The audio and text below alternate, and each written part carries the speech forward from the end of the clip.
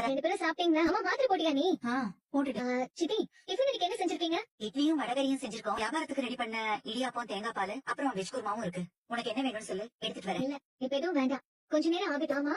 இன்னைக்கு இடியாப்பம் விற்க போனோம்ல. அது போல அக்காவுக்கும் எனக்கும் கொஞ்சம் உடம்பு முடியல, அதனால ஆளை வச்சு அமுச்சு விட்டுருக்கோம். அப்ப சரி. ஆனா திடீர்னு என்னாச்சு உடம்புக்கு? ஒரே நேரத்துல ரெண்டு பேரும் உடம்பு சரியில்லைன்னு சொல்றீங்க. அது மனசு நல்லா இருந்தா தானே உடம்பு நல்லா இருக்கும். நைட்டு ஃபுல்லா எனக்கும் அக்காவுக்கும் தூக்கமே இல்ல. உன்னை நினைச்சுதான் அவ்வளவு கவலை. அதை விடுங்க. அதான் மொத்தமா நேத்தே ஆயுதம் முடிச்சுட்டேன். முடிஞ்சது நினைச்சு கவலைப்பட்டு உட்காந்துட்டு இருந்தா நஷ்டம் நமக்கு தான். இப்ப இடியாப்பம் விற்க போகாததால தேவையில்லாம யாருக்கும் காசு போகுதுல்ல. நீ பாட்டுக்கு அந்த வெண்ணிலா வீட்டை விட்டுட்டு இங்க வந்துட்ட. அது உனக்கு எவ்வளவு பெரிய ஆபத்து தெரியுமா? பின்ன மாப்பிள்ளையோட பாட்டியும் மாமனாரும் லேசப்பட்டவங்க நினைச்சியா? நீ மாப்பிள்ளை கிட்ட சண்டை போட்டுக்கிட்டு வெண்ணிலா வாங்க விட்டுட்டு நீ இங்க வந்துட்ட. இதுதான் சாக்குன்னு மாப்பிள்ளையோட மனசை கழிச்சு வேற ஏற்பாடு பண்ண ஆரம்பிச்சுட்டாங்கன்னா போனி கிளம்பு. என்ன சித்தி, அப்பாவும் தங்கச்சியை சேர்ந்துட்டு விளையாடுறீங்களா? அவரை பார்க்கவே பிடிக்கலன்னு சொல்றேன். அங்க போய் அவரோட சேர்ந்து இருக்க சொல்றீங்க. அவர் அம்மாவை ஏமாத்துறதுக்காக அவர் வெளியே எங்க வேணா போய் தங்கிக்கிட்டோம். அதை பத்தி எனக்கு ஒரு கவலையும் இல்ல. அப்புறம் வேற ஏதாவது பண்ணிடுவாங்களோட பயப்படுறீங்க. அது கூட பண்ணி தொலைக்கட்டும். எனக்கு அதை பத்தி எல்லாம் ஒரு பயமும் இல்ல. என்னக்கா இது? இனிமே அவருக்கும் எனக்கும் அந்த குடும்பத்துக்கும் ஒரு சம்மந்தமும் இல்ல. இதுதான் என் குடும்பம், இதுதான் என் வாழ்க்கை. நான் இங்க இருக்கிறது உங்களுக்கு பாரமா இருந்தா சொல்லிடுங்க. நான் இப்பவே வெளியே போயிடுறேன். கண்மணி, ஏன் இப்படி எல்லாம் பேசிட்டு இருக்க?